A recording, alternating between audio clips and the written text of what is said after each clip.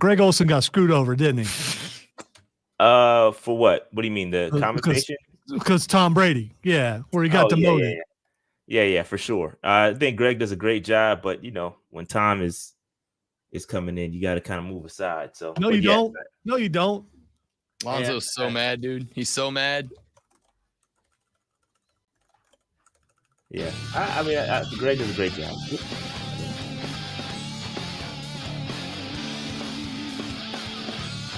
It's 8:41 in the morning on a Thursday. Why did I go full morning zoo DJ right there?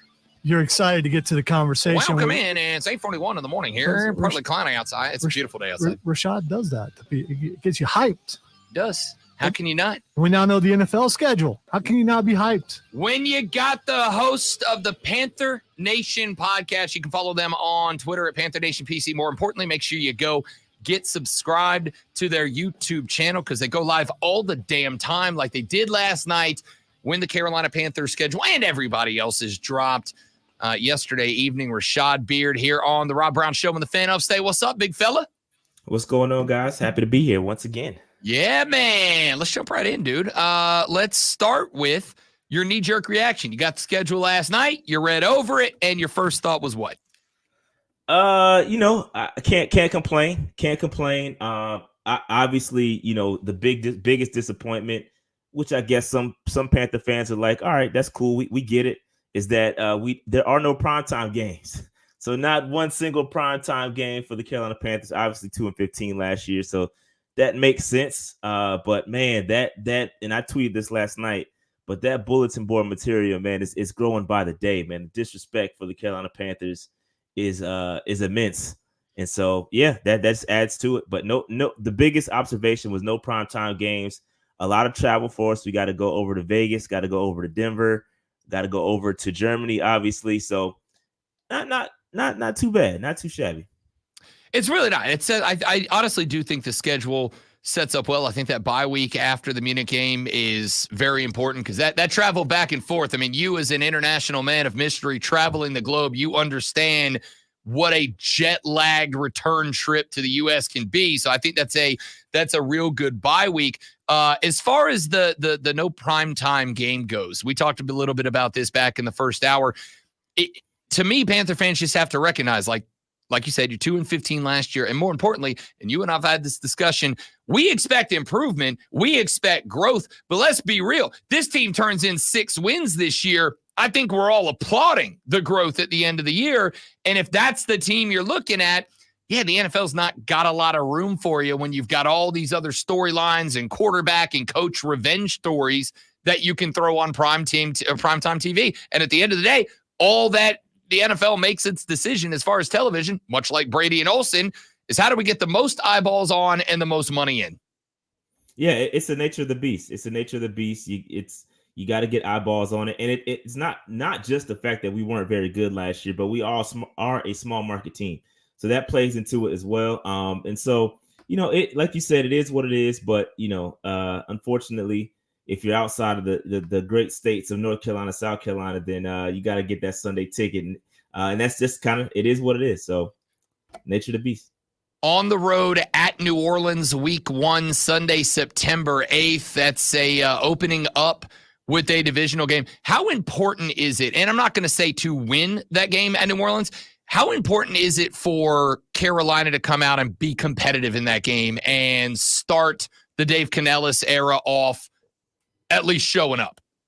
Yeah, I think it's important. Not that we get a victory, but we do need to show some improvement, right? There's a lot of I wouldn't say hype, but we're excited that we got Dave Canellis, and we want to see some improvement. We're chomping at the bit to see some good football here in Carolina, and starting off the season with not showing up against the NFC South rival would not be great. Not a good start, but again, at the same time, you got to give some grace a little bit, and it's going to take some time for this team to get it together over the first couple weeks. And if we do come out there and lay an egg, then hopefully we'll get better. But that's a tough way to open the season. Again, on the road in the Superdome, that's a tough way to start the season. So I would, if I'm going to nitpick, I don't like starting out the season on the road against the Saints. But hey, somebody's got to do it.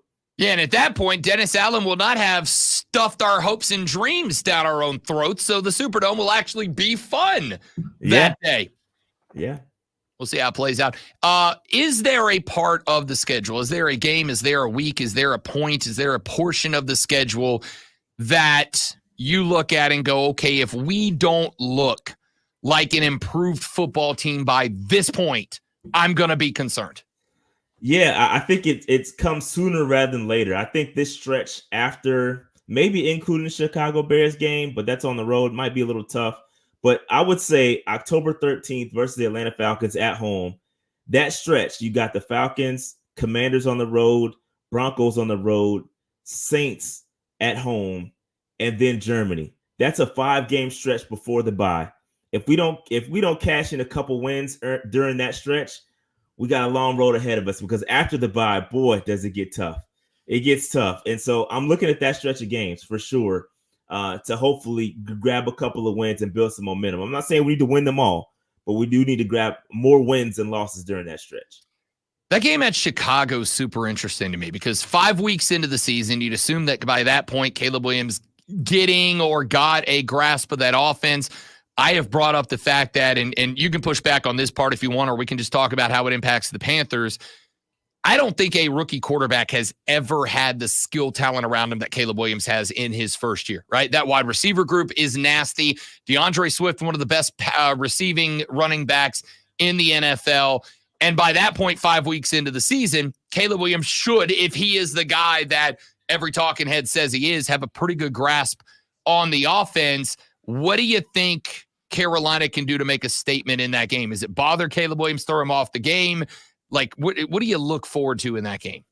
Yeah, and boy, you hit it right on the head, man. Boy, did they learn from our mistakes. The team that they traded with to get the number 1 overall pick, and say, hey, man, we're not going to do what those guys did in the way they set up Bryce Young for failure. They completely set Caleb Williams up for success. You got a lot of skill position talent. And he's going to hit the ground running. So he is set up for success. And it's going to be up to him and that offensive coaching staff to get him going. We're going to have to, we're going to have to rattle him. We're going to have to, disguise our coverages, confuse him. He is a rookie at the end of the day. Although he does have a lot of talent around him, we're going to have to confuse him and get him off his block. That's an important game. That's a very important game. Obviously, all the trades between us, they have seen some success at the best of the Carolina Panthers. So obviously, and you saw Bryce Young's reaction when that game was announced in the thing. So he's excited for it. There's the bulletin board material for the Carolina Panthers. It's all out there. I mean, we've got to prove everybody wrong at the end of the day. And it would be great to go up there and get a win on the road against a team that basically has stolen all of our draft capital and built a great team on our backs. All right, I want to respond to a couple of comments in the chat that we're getting. Let's start with CDog1983 TV, who checked in. He said 2-15 loading again. I looked up and down the schedule. There are a handful of games I like. Listen, either Gardner Minshew or Aiden O'Connell is starting for the Raiders. I don't care if you got Devontae out there. You got question marks there. Winnable game. I think the second game against New Orleans at home is a winnable game for Carolina. I think if you're going to get better than 2, they got to both come early, and then you try, maybe snag one against Arizona late, maybe snag one on the road at Atlanta late. Can this team go over, let's say, 3.5 wins this year? Yeah, man. Bro, if we have less than 5 wins, that's not cool, right? I think there are winnable games, and I think the coaching was so bad last year that all we need to do is really get a competent coach in the building, competent offensive staff in the building. I hope we have that. I think we have that. And I think the wins will come. And I don't think this is a 2-win team by any stretch of the imagination. I think there are winnable games on this schedule. And man, I went through the schedule last night and I picked out about 8 or 9 wins. And again, it's way too soon, right? This is way too early predictions.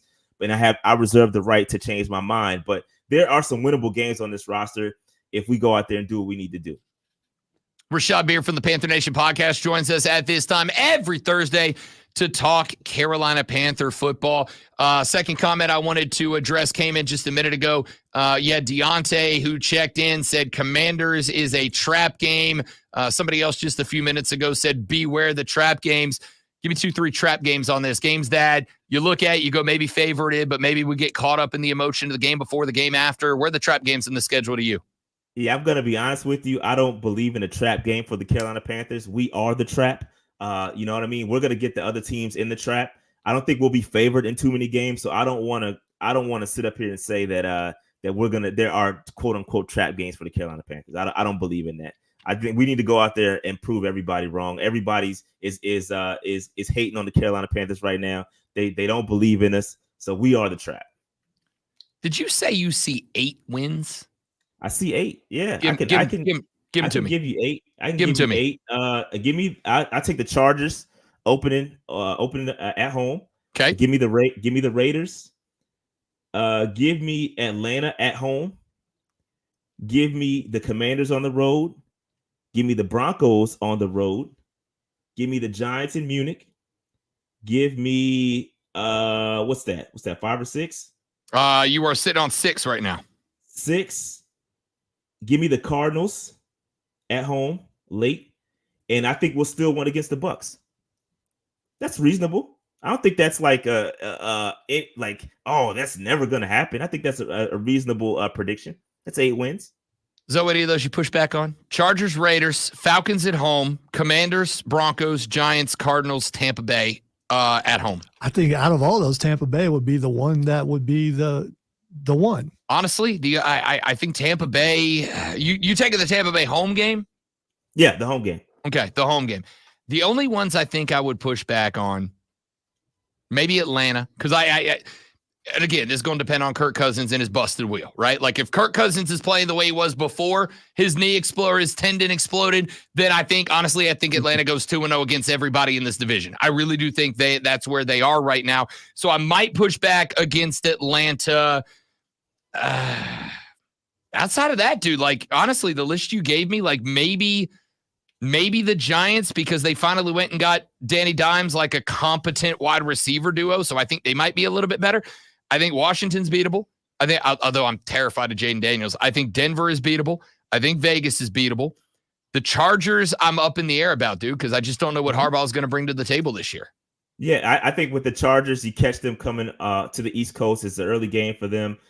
It's an early season. It's early in the season for the Chargers too. They're still getting their bearings about them. So I think you catch them early, right? So that's how I look at that game, and I see that one as winnable. Yeah, I will also add, Rashad. I think I hate to say it, I think New Orleans at home is a winnable game for you guys. Yeah, I mean, did I say that one? Nope, you didn't. Did not say that. Yeah, so I think that was my 9th game actually. But yeah, that's 9. There's 8 winnable games in this schedule. If we do what we got to do, and that's again, we're not this team. We got to get out the mind. I know we are. We were pretty bad last year, but the scenario was so bad, right? I don't think people are accounting for how bad it was around, not even on the field, right? We're talking about outside optics, up in the owner's suite, the coaching. There was stuff around this team that was so bad, right? That I think that you get that stuff fixed, which I think we have.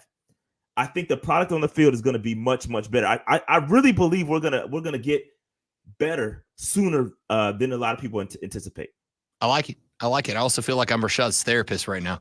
Rashad Beard, host of the Panther Nation podcast. You can find them on X at Panther Nation PC. More importantly, get subscribed to their YouTube channel. They go live all the time. What you guys got coming up? Nothing much this weekend. Just every Tuesday schedule. Got probably a couple good interviews coming up here soon. Don't want to jinx them, but we'll see what happens. I'm not going to jinx him either, but last time he said that it was Steve freaking Smith, so you might want to get subscribed. Appreciate you, big fella. We'll talk to you next week, bro. Absolutely, guys. Thank you so much. You got it. Rashad Beard of the Panther Nation podcast joins us every Thursday at 8:40 a.m. to talk Panther football. He'll join us next week. Right now, Lonzo's about to blow your mind with this sports flash. If I remember to turn my mic on. I didn't talk, though, so it doesn't count. The Boston Celtics are headed to the Eastern Conference Finals after 113-98 win over shorthanded Cleveland Cavaliers team. Jason Tatum scored 25 and Al Horford added 22 for Boston. Dallas, the Mavericks took a 3-2 series lead over Oklahoma City with a 104-92 win last night. Luka Doncic recorded another triple-double, this time with 31 points on 12 of 22 shooting, 10 rebounds, and 11 assists. Dallas shot 53% from the floor on the night and connected on 14 threes. That's pretty good. I don't know if you knew that. That's not a bad night. Tune in this afternoon from 3 to 7 p.m. for our brand new local show for the next 3 years.